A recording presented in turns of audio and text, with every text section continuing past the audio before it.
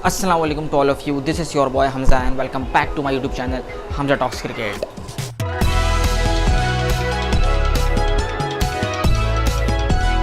जो मेरे YouTube channel पे नया है, सबसे पहले मैं ये बोलूँगा मेरे यूट्यूब चैनल को सब्सक्राइब करें और बेल आइकन को प्रेस करना ना भूलें, क्योंकि जब आप बेल आइकन को प्रेस करेंगे तो मेरी हर वीडियो का नोटिफिकेशन आपको मिल जाएगा। और फेसबुक अकाउंट और इंस्टाग्राम अकाउंट आपकी स्क्रीन पर आ रहा है, उसको जाके फॉलो और लाइक करें और मुझे सपोर्ट करें। आज मैं आपको सबसे बड़ी खबर देने जा रहा हूँ, वो ये है कि शाहीन शाह अफरीदी जो हैं वो एशिया कप से बाहर हो चुके हैं और जिसका डर था वही हुआ। जहाँ जहाँ पाकिस्तानी फैंस हैं और पाकिस्तान के अंदर एक बिल्कुल शोक का समा हो गया है। जिस तरीके से शाहीन शाह अफरीदी इंजरी का शिकार हो गए थे तो सबको यही उम्मीद थी कि शाहीन शाह अफरीदी जो हैं वो वापस आ जाएंगे, वो कम बैक कर लेंगे, वो एशिया कप का मैच भी खेलेंगे, इंडिया पाकिस्तान के अगेंस्ट जो हमारा मैच है इंडिया के अगेंस्ट वो भी खेलेंगे। लेकिन जितनी हम लोग दुआएँ कर रहे थे लेकिन नहीं हो पाया ऐसा कुछ भी, और शाहीन शाह अफरीदी जो हैं वो एशिया कप से बाहर हो चुके हैं। और बहुत अफसोसनाक खबर है, हर कोई मतलब कि सैड है, क्योंकि जाहिर सी बात है जितना बड़ा वो बॉलर है और जिस तरीके से लास्ट ईयर उसने परफॉर्मेंस दी इंडिया के अगेंस्ट और गेम को वन साइडेड ही कर दिया था उसने, जिस तरीके से बॉलिंग की थी,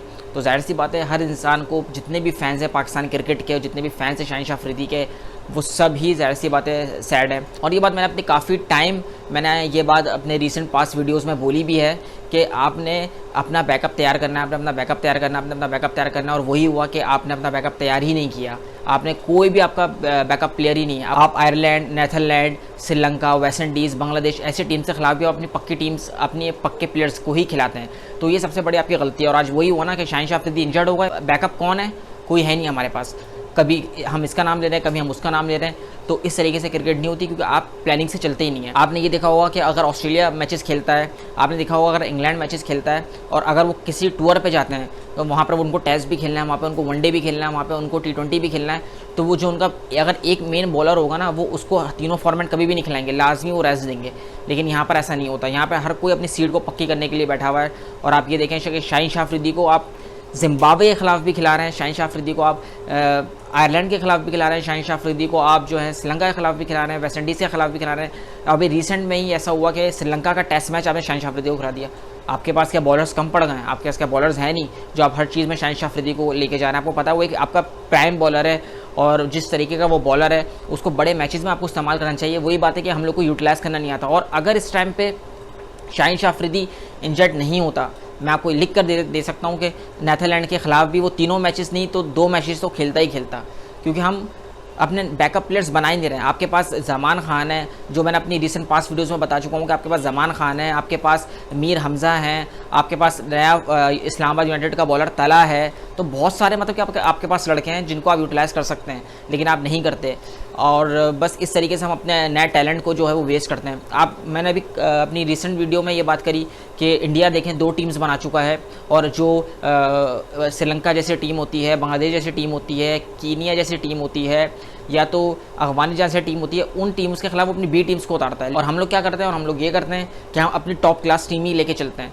ठीक है, आप बाबर आजम को साथ रखें, वो कैप्टन है आपका, वो होना चाहिए, लेकिन आप कम से कम यंग प्लेयर्स को चांस दें कि अगर खुदा ना खास्ता कोई इंजर्ड हो जाता है तो बैकअप प्लान होना चाहिए आपके पास। इस नीदरलैंड की सीरीज़ में भी मैंने यही बात बोली कि नीदरलैंड की सीरीज़ में आप हारिस को चांस दें, नीदरलैंड सीरीज़ में आप अब्दुल्ला शफीक को चांस दें, नीदरलैंड सीरीज़ में आप कामरान गुलाम को लेकर आते।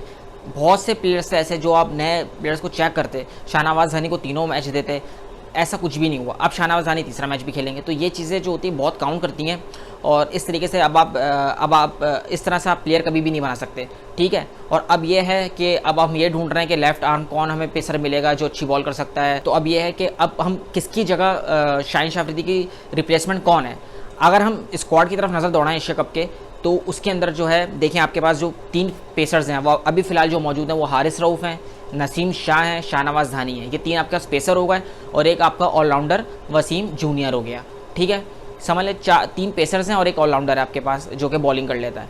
तो अब आपको एक रिप्लेसमेंट चाहिए। शाहीन शाह अफरीदी की रिप्लेसमेंट पहली बात तो ये मिल ही नहीं सकती, क्योंकि जाहिर सी बात है वो जिस कैलिबर का बॉलर और जिस तरीके से पाकिस्तान की बॉलिंग अटैक को वो लीड कर रहा है, वो इम्पॉसिबल है कि आपको जैसा बॉलर मिले। और दूसरी चीज़ ये, आपको हर सीरीज़ में नहीं खिलाना चाहिए शाहीन शाह अफरीदी को, आपने खुद शाहीन शाह अफरीदी को ख़राब किया है। तीसरी बात यह कि रिसेंट पास्ट इंटरव्यूज़ के अंदर मोहम्मद आमिर ने ये बात बोली थी कि अभी शाहीन शाह अफरीदी सारी सीरीज़ें खेल रहा है, वो चाहे छोटी टीम्स हो बड़ी टीम्स हो, सबके खिलाफ वो खेल रहा है। लेकिन जैसे ही वो 26 का होगा, उसकी बॉडी जो है वो बिहेव बिल्कुल अलग किस्म का करेगी और वो इंजरीज होना उसको शुरू हो जाएंगी।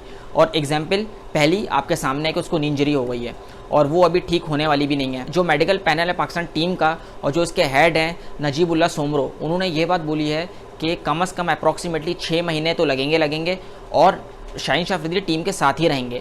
वो दुबई के अंदर जो हैं बहुत बेस्ट बोन्स के जो हैं स्पेशलिस्ट डॉक्टर्स हैं, तो ये उनके ज़ेरे निगरानी रहेंगे, उनके अंडर रहेंगे, उनके अंडर इनका सारी जो नी इंजरी के प्रॉब्लम्स है वो सॉल्व होंगे और अप्रॉक्सीमेटली 6 हफ्ते के लिए बाहर होगा। तो इसका मतलब सीधा सीधा ये है एशिया कप से बाहर, और इंग्लैंड की जो सीरीज़ है जिसमें 60 T20 है पाकिस्तान के, वो भी नहीं खेलेंगे ये। तो अब ये डायरेक्ट या तो ट्राई नेशन खेलेंगे या तो डायरेक्ट वर्ल्ड कप खेलेंगे। और मेरे अकॉर्डिंग शाहीन शाह अफरीदी अगर इन 6 हफ्तों में ठीक हो भी जाते हैं तो इनको अप्रॉक्सीमेटली आप रेस्ट दो और डायरेक्ट अब इनको वर्ल्ड कप में ही आप ऑस्ट्रेलिया में उतारें। अगर आपने फिर ट्राई नेशन की सीरीज़ में इनको उतारा जो कि न्यूजीलैंड, बांग्लादेश और पाकिस्तान के इन तीनों के दरमियान जो सीरीज़ है उसके अंदर भी अगर आप शाहीन शाह अफरीदी को उतारते हैं तो फिर जो है वो कहीं ना कहीं थोड़ी तशवीशनाक हो सकता है शाहीन शाह अफरीदी के लिए। तो मेरे हिसाब से जो डायरेक्ट अब T20 वर्ल्ड कप भी खेलना चाहिए शाहीन शाह अफरीदी को, और वो रेस्ट करें और अपना पूरा ख्याल रखें, क्योंकि जाहिर सी बात है T20 वर्ल्ड कप बहुत बड़ा इवेंट है। और ये बात मैं अभी से नहीं, बहुत पहले से ही बोलूँ कि आप अपना रिप्लेसमेंट तैयार करें, हर प्लेयर का रिप्लेसमेंट तैयार करें, ताकि अगर वो बंदा इंजर्ड हो तो आप किसी और को खिला लो। और इन दी एंड वही हुआ कि अब हम तलाश कर रहे हैं इसको उठा लें उसको उठा लें। अगर चलें आप किसी यंग प्लेयर को उठाते हैं, फॉर एग्जांपल मैं बात करता हूँ मीर हमज़ा की, मीर हमज़ा को उठा लेते हैं। मीर हमज़ा इसलिए क्योंकि वो पाकिस्तान शाहीन स्क्वाड में भी थे और जिस तरीके और लेफ्ट आर्म पेसर भी हैं। दूसरी बात ये कि वो बहुत अच्छा बॉल करते हैं, इन स्विंग भी अच्छा करते हैं और आउट स्विंग भी अच्छा करते हैं, ठीक है। लेकिन बात यहाँ पर सवाल सिर्फ ये उठता है, मीर हमज़ा ने मिसबा की क़यादत में टेस्ट मैच खेला था, उसके बाद कोई भी टेस्ट मैच अभी तक नहीं खेला उसने, ठीक है। टेस्ट मैच के अलावा कोई क्रिकेट उसने पाकिस्तान की तरफ से अभी तक नहीं खेली। तो अब आप लेकर आएंगे मीर हमज़ा को, तो ये सबसे बड़ा क्वेश्चन है कि अगर मीर हमज़ा को आपको अपने साथ रखना था या मीर हमज़ा आपके प्लान में थे, तो मीर हमज़ा को आपने छोटे मोटी सीरीज़ें क्यों नहीं खिलाई या कुछ मैचेस क्यों नहीं दिए या टीम के साथ क्यों नहीं रखा। तो ये चीज़ पाकिस्तान की जो है वो बहुत मतलब कि पाकिस्तानी क्रिकेट को डिसएडवांटेज और पाकिस्तानी क्रिकेट को बहुत हर्ट करेगा कि हम अपने बैकअप प्लेयर्स की तैयारी नहीं करते हैं। रिजवान और सरफराज को मैं बोलता हूँ ये दो ऐसे प्लेयर्स हैं, ये आपके एक बैकअप है रिजवान सरफराज का, सरफराज रिजवान का, ये 2 बैकअप हैं। सही, आप रिजवान को टेस्ट में रखें। टेस्ट में रिजवान की वैसे इतनी अच्छी परफॉर्मेंस नहीं है, ना उसकी परफॉर्मेंस अच्छी है वनडे में, परफॉर्मेंस रिजवान की T20 में अच्छी है। आप सरफराज को टेस्ट में रखते और सरफराज को वनडे में रखते, लेकिन आपने दूध की मक्खी की तरह सरफराज को बाहर कर दिया, ना कोई इज्जत दी उसको कि वो एक आपका कैप्टन है। 2017 की चैंपियंस ट्रॉफी दिलवाई, उसने कितने रिकॉर्ड्स बनवाए हैं, पाकिस्तान को नंबर 1 पे लेकर गया है। लेकिन पाकिस्तान क्रिकेट है यहाँ पर, तो आपको पता है रिस्पेक्ट नाम की कोई चीज़ नहीं है प्लेयर्स की। तो ये चीज़ें यहाँ पर बहुत हैं। और सबसे बड़ी चीज़ मैं ये बोलता हूँ, मैं इस बात पे आ रहा हूँ, जिम्बाब्वे से आप खिला रहे हैं और शाहीन शाह अफरीदी को, और सबसे बड़ी चीज़ श्रीलंका जैसी सीरीज़ आपने खिलवा दी शाहीन को। भाई शाहीन को आप रेस्ट देकर आप किसी और को बॉलर को दे दें। नसीम शाह था आपके पास, नसीम शाह ने खेला, लेकिन अगर आपको 2 पेसर्स के साथ जाना था तो आप हारिस रऊफ को ले आते या तो अब्बास थे आपके पास, लेकिन आप शाहीन शाह अफरीदी के साथ जा रहे हैं। आपको पता है आगे कितने बड़े बड़े टूर्नामेंट्स हैं, आगे कितनी बड़ी बड़ी सीरीज़ हैं, लोग अपने प्रीमियम बॉलर्स को सेव करते हैं और हम लोग जो है हर छोटी मोटी सीरीज़ के खिलाफ खिला लेते हैं। आपको बैकअप बनाना नहीं आता। जमान खान कहाँ हैं जिन्होंने PSL में इतनी अच्छी परफॉर्मेंस दी, एक मौका नहीं दिया, ना मौका तो दूर की बात टीम के साथ भी नहीं रखते उनको। शहनाज अज़हानी को भी अब तीसरा मैच मिलेगा कि भाई आप खेलो, तो इस तरीके से प्लेयर्स आपके नहीं बनते। और शाहीन शाह अफरीदी अप्रॉक्सीमेटली 2020 के बाद से जब उन्होंने क्रिकेट खेलना स्टार्ट की, तो मैं आपको बताऊं 2020 के बाद से उन्होंने अब तक टोटल 803 ओवर्स डाले हैं, और वो दुनिया के दूसरे बॉलर हैं जिन्होंने जो है 800 मोस्ट ओवर्स डाले हैं इन 2 सालों के अंदर। 803 बहुत मायने रखते हैं वैल्यूज़, 803 ओवर्स उन्होंने डाले हैं इन 3 सालों के अंदर, तो ये बहुत चीज़ें मायने रखती हैं। नंबर 1 पे टीम्स होती हैं, लेकिन उनका इतना पेस नहीं है। उन्हें अप्रॉक्सीमेटली 852 ओवर्स डाले होंगे, लेकिन उनके जो पेस है वो 130 से 140 के दरमियान है, तो इतना मसला नहीं है। लेकिन शाहीन शाह अफरीदी सेकंड नंबर पर हैं, 803 ओवर्स डाले हैं, और आपको पता है शाहीन शाह अफरीदी का जो पेस है 140 से लेकर 148 तक का है, तो जाहिर सी बात है लोड ज़्यादा पड़ता है बॉडी पर। और तीसरे जो है वो बुमराह है, और वो भी देख लें टूर्नामेंट से बाहर हुआ है।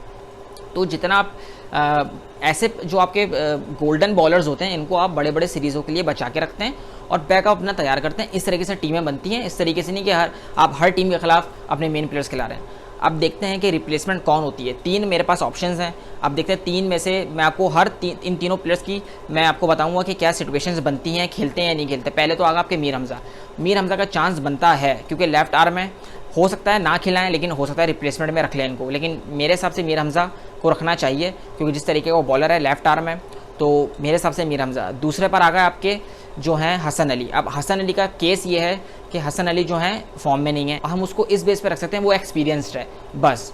लेकिन मेरे हिसाब से यूज़लेस है, आप ना ही लेके जाएँ तो अच्छा है। उसको T20 खेलने दें, जो नेशनल डोमेस्टिक हमारा कप हो रहा है T20 का, उसको वो खेलने दें। तीसरा आपके पास आता है आमिर। आमिर की कहानी है कि रात में जब ये न्यूज़ जो है वो फैली, और रात में आमिर जो है वो इतने ट्विटर पर ट्रेंड करने लगे। जैसे ये न्यूज़ जो है पाकिस्तान क्रिकेट टीम की तरफ से ये रिलीज़ हुई न्यूज़ के जो है शाहीन अफरीदी इंजर्ड हो गए हैं, रातों रात जो है वो ट्विटर पे नंबर 1 ट्रेंड कर रहे थे मोहम्मद आमिर। और मोहम्मद आमिर ने भी मतलब कि जो है ट्वीट किया कि मैं पता कि पाकिस्तान के अंदर क्यों ट्रेंड कर रहा हूँ, जबकि उनको सारी कहानियाँ पता है, लेकिन वो जाहिर सी बात है मज़े ले रहे हैं। तो बात सारी सिंपल सी है कि मोहम्मद आमिर को भी चले आप बुलाते हैं फॉर एग्जांपल, तो पहली चीज़ उन्होंने रिटायरमेंट ली हुई है। अब वो रिटायरमेंट से पहले वो जाहिर सी बात है रिटायर्ड प्लेयर तो खेल ही नहीं सकता इंटरनेशनल क्रिकेट, तो उसको रिटायरमेंट वापसी लेनी होगी, उसके बाद फिर आप उसका नाम लेंगे, फिर वो टीम में जाएगा, तो ये लंबा प्रोसेस है। तो मेरे हिसाब से आमिर की तरफ शायद ना जाएँ, लेकिन अगर मैं एज अ क्रिकेट एनालिस्ट बात करूं, मोहम्मद आमिर को जाना चाहिए पाकिस्तान। उसी की शाहीन अफरीदी का रिप्लेसमेंट आप देखते हैं तो मोहम्मद आमिर है बस।